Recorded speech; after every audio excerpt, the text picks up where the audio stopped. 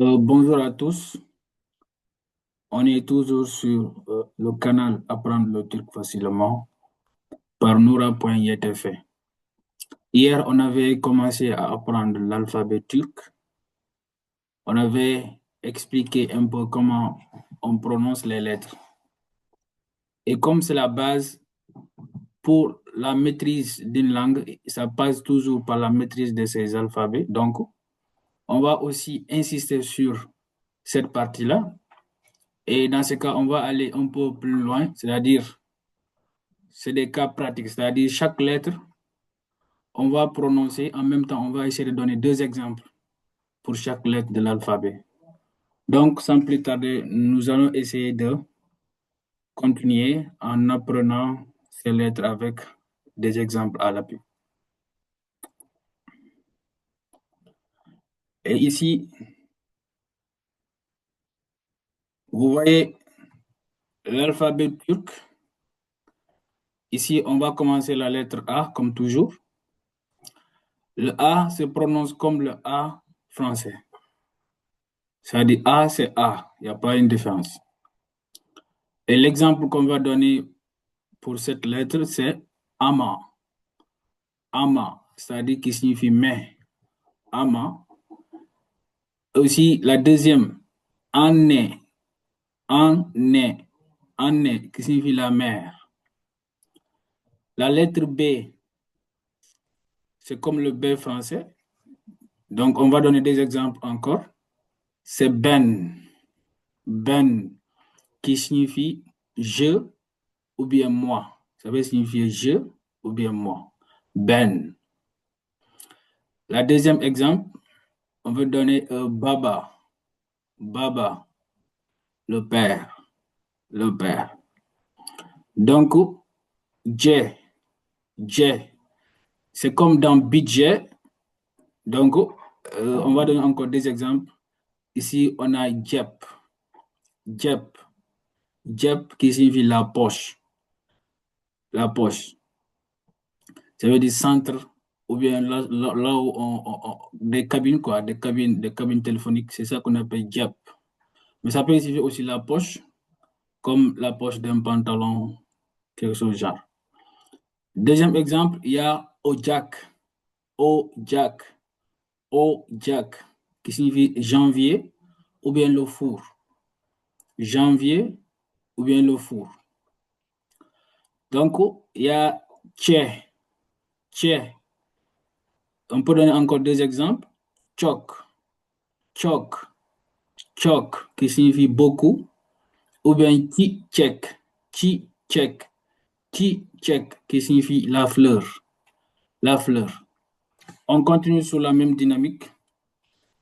Ici, on a la lettre D, c'est comme en français. L'exemple qu'on va donner, Dédé. Dédé. Dédé, qui signifie grand-père. Dédé. Dédé. Ada. Ada. Ada, qui signifie l'île. Ada. Ada.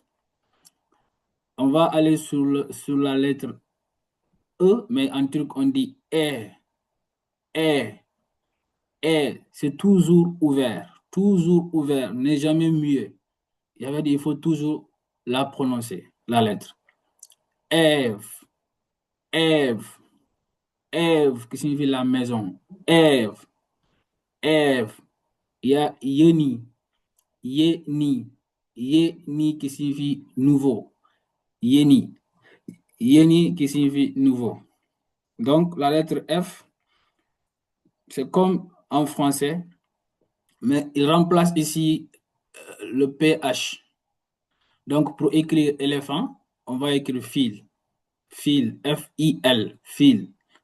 Donc, téléphone, on va enlever le PH, on remplace par F, et il n'y a pas d'accent dans la langue turque.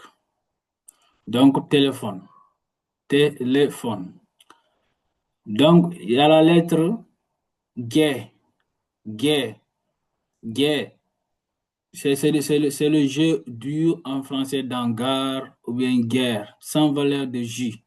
Donc, français, on va dire git, mec, git, mec, git, mec, qui peut signifier aller ou bien partir.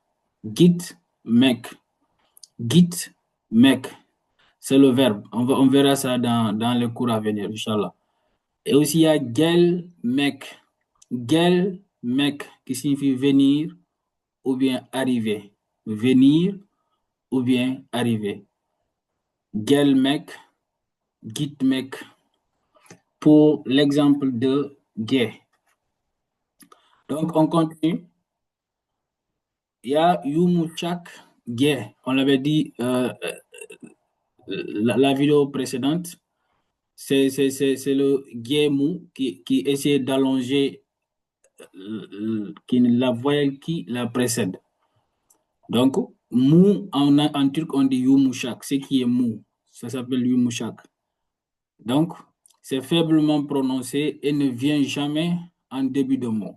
Ça, c'est à retenir. Vous ne verrez jamais un mot où on commence par la lettre G mou, c'est-à-dire yumuşak G. Vous ne le verrez jamais. On conseillera dans un premier temps d'allonger seulement la voyelle qui le précède. Donc, on donne l'exemple, deux exemples. Da, da, da, qui signifie la montagne. Da, da, da, qui signifie la montagne. Donc, deuxième exemple, on va donner ba, ba, ba, qui signifie la vigne. C'est un arbre qu'on fabrique à base de bière, de bière, en quelque sorte. Et il y a une remarque ici. Et si cette lettre-là, Yumushak, Gay, est précédée par exemple par ces lettres-là, c'est-à-dire E, I, E, U, donc il est prononcé comme Y. Par exemple, ici il y a der, der, der, der. Ici, il y a le son Y qu'on entend. Der, der. Ben mek, ben mek, ben mek, qui signifie apprécier quelque chose. Ben mek, ben mek, ben mek, ben mek.